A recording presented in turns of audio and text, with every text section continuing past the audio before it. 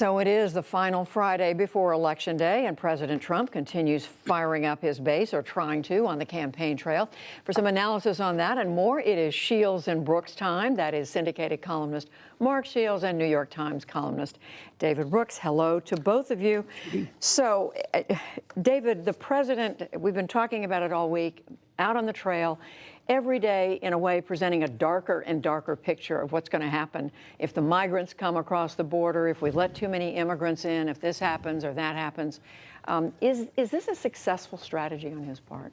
Yeah, releasing a pretty straight-up racist video ad. So it's a surprising strategy. The guy is sitting on the best economy of our lifetime, potentially. Wages are going up even for those at the bottom of the skill scale. So he could have a very good story to tell. Hey, you may not like me, but I gave you this economy. But that is not what he's doing. He mentions the economy, of course, but he's closing on immigration. And it's a big risk, and it's basically telling a lot of people that this is the heart and soul of the Republican Party, building a wall, keeping immigrants out. And it's a message built on a lot of bigotry. Mark, what do you see?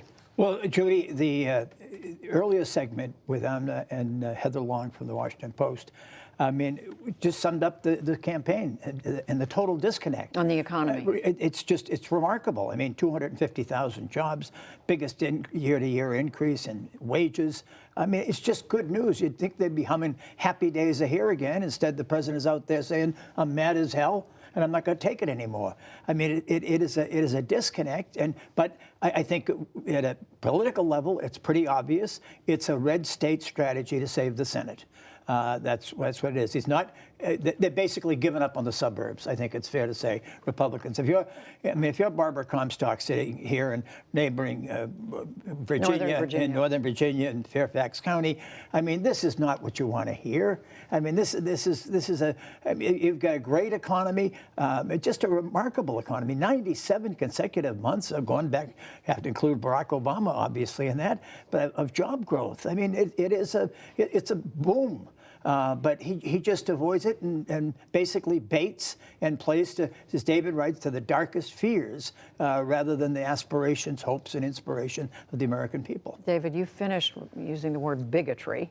I mean, what kind of long-lasting damage, or if any, is being done right now? Yeah, you know, I think, you know, in the previous segment we heard this could be a wave election. I don't think wave is the right word because wave implies movement. And I don't think there's been much movement. I think the two parties are entrenching. And so people in rural America really like Republicans. People in urban and increasingly suburban America really like Democrats. And over the last 3 years, there's been not much change in the polls, but the entrenchment is there. So people are much more firmly anchored in their positions. And that tends to produce a Democratic House. The tragedy to me is that sows a division, a very serious division. We've talked about it. I've counted up how many states I've been in the last 3 months. It's been 23 states.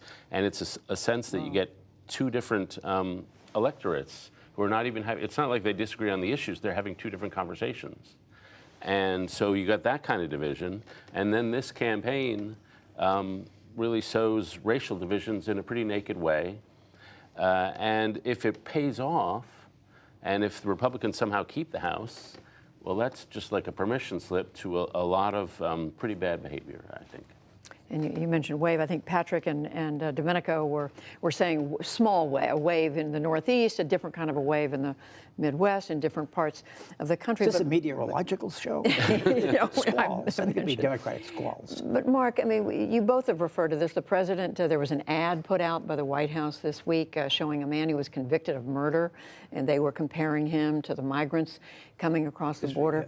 Today, the president himself tweeted a photograph of himself and talked about sanctions are coming, and people made the comparison to Game of Thrones, the popular TV series. What are we seeing here? Well, I think there's a historical guide here, Judy, for Republicans, and I think they ought to pause before they plunge over the abyss. I mean, two different states, California and Texas. And Republicans in Texas, certainly under George W. Bush as governor, even Rick Perry, were welcoming and reached out to immigrants, said, we share your values, we welcome you, we want you. George W. Bush got 45% of the Hispanic vote in Texas while running for governor. In California, by contrast, in Proposition 187 in 1994, Governor Pete Wilson, in a tough re-election race, decided to ban any public services, including public schools, from the children of undocumented immigrants. And it passed. It got Pete Wilson reelected, and it made Hispanics permanently into a Democratic constituency and made California permanently into a blue state. If you're interested in Republicans doing well, I think you'd look at the Texas example and say, that's worked. Right. But obviously Donald Trump has chosen a different course, and Republicans are following him quite loyally. And if I could just make one moral point, there are a lot of ways to be racist. You can use a racial slur. You can say something derogatory. But another way is to take a very unrepresented extreme example in one racial group and pretend that they are the typical. That's right. And that's exactly what this ad did. And so that's just a straight up racist maneuver. And the weird thing is, weird is an understatement, is that it wasn't really an ad released for the public. It was a video ad released so people like me would complain about it. And then they could say, oh, look, the media is complaining about this. You remember how much you hate those media people? And so it's designed to yank our chain, basically. Yeah. And so we're put in the position, either we say what's unacceptable is unacceptable, or we allow it to pass. And, you know, so we're in a no-lose position. Either way, Trump gets to say, you're against those people, you're against those people. See, those people hate me, you're on my side. And it reinforces the point the president's making. And Mark, all this on the heels of the series of pipe bombs that were mailed around to people, Democrats who have been critical of the president. We heard today there was another pipe bomb that had been mailed to Tom Steyer, the billionaire who's been running those ads calling for the impeachment of President Trump. And then, of course, the terrible shooting at the synagogue in Pittsburgh last week. And at one point then we heard the president this week talk about that slowed his momentum. But I mean, we've come to a moment, I think, where I think a lot of people are asking, is this the way it's going to be? Where people feel released to do more and more acts of violence, that there's something out there that condones that or supports it. Well, I certainly pray not, but I don't think there's any argument that whatever Donald Trump does well, he does not do the job of consoler-in-chief, of uniter. It is not only bothersome. I mean, Charlottesville being a perfect example, but I mean Pittsburgh. The one saving grace was he didn't say anything when he went to Pittsburgh publicly.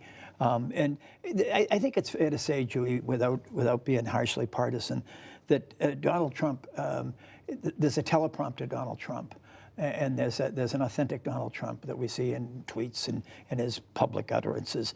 And you know, to see him winking and nodding, say, oh, I'm not saying anything bad at his rallies. Say, oh, aren't I being a good boy? I mean, it was so offensive. And it was Helsinki, it was Charlottesville, and it's Pittsburgh. And to complain that the massacre of 11 people, 11 Americans, because of their religion, by a hate merchant, it was somehow an interruption, discommoding for his campaign. It was just really offensive.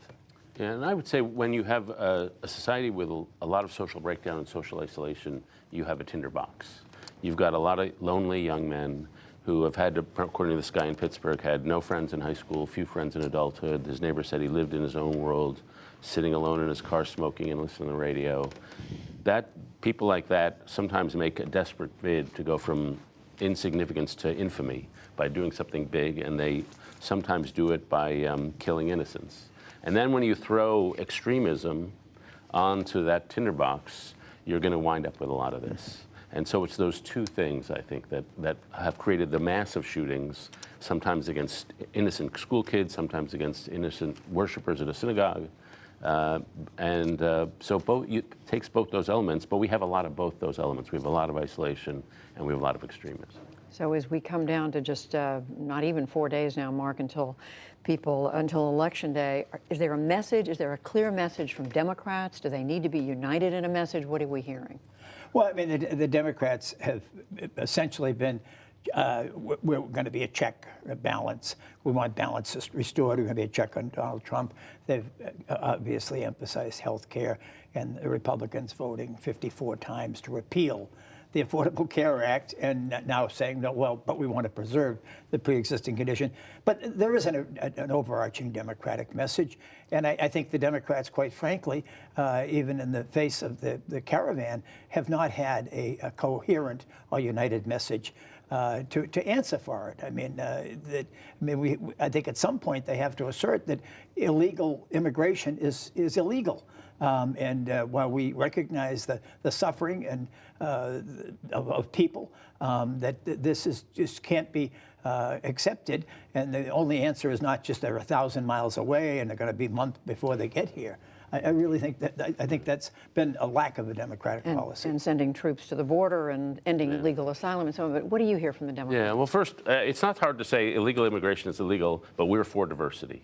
Like some party has just stand up and say, That's right. we are for diversity. We believe it's good for the country. And I wish the Democrats were doing a little more of that, or a Republican. The key word I think of in this election is unraveling. I think there's a sense, both in the Republican side and the Democratic side, that something is unraveling. And they tell radically different stories. From the Republican side, it's immigration is causing a social unraveling, media elites are causing a cultural unraveling, there's an unraveling between men and women or gender roles. And that's one sense. I think on the Democratic side, there's a sense that our norms are unraveling. Our sense of unity and tolerance is unraveling. And so I think it's not a normal election because it's about existential angst and a sense of fear that something fundamental is happening in our society. And so, yes, it is about healthcare. Yes, it is about immigration. But there's that much deeper sense of anxiety that I think is really what this election is about. Which raises questions about whatever the results are. How does that shift? It's going to be a realigning election, Judy.